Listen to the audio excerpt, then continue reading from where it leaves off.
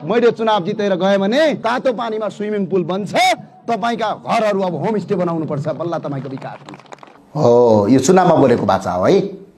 त्यसपछि यो पत्र हेर्नुस्, अनि यता त्यतिखेरका शहरी विकास मन्त्रीसँगको भेटघाट हेर्नुस्, अनि यो पत्र 2081 1 महिना 30 गते यो हेर्नुस्।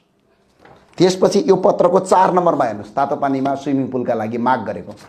अनि त्यसपछि यो हेर्नुस् 2081 साल 9 महिना 8 गते कसको? शहरी विकास तथा भवन निर्माण शहरी सघन आयोजना कार्यालय जुम्लाको सूचना। ठेक्का हेर्नुस्, यसको ठ्याक्क तल 8 नम्बरमा हेर्नुस्, 1 करोडको भ्याट सहित, अहिले 85 लाख भ्याट सहित 1 करोडको स्विमिङ पुल बनाउने ठेक्का लागिसकेको छ। चुनाव जितेको 2 वर्ष भएको छ। 81 साल पहिलो वर्षको बजेटमा हामीले सकेनौँ, दोस्रो वर्षको बजेटमा तातो पानीमा स्विमिङ पुल बन्दैछ।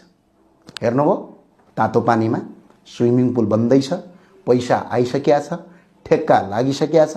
यी पत्रहरू हेर्नुभयो, यी सबै पत्र हुन्। यदि पत्यार लाग्दैन भने तातो पानी गाउँपालिकामा गएर सोध्ने।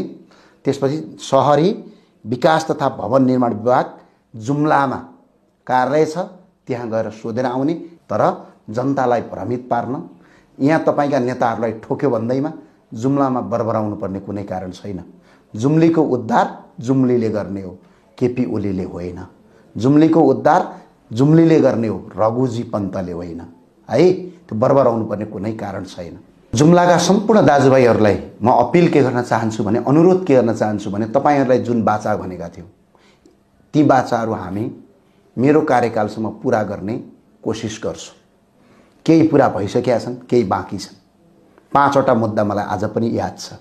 म एउटा कुरो पनि झुटो बोल्दिनँ, म पुरा गर्छु भनेर लागेको छु। तपाईहरू भ्रमित नहुनु होला। मेरो सरकार छैन, म सरकारमा छैन, तर पनि गर्दैछु। यदि गर्न सकिनँ भने म तपाईहरूकै अगाडि आएर भन्छु, दाजुभाइहरू काम गर्न सकिनँ, मलाई लाज छैन। मैले मेरो प्रयास गर्ने हो, मेरो मेहनत गर्ने हो, मेरो दुःख गर्ने हो। तपाईँको आँखाबाट आँसु झर्न दिने होइन।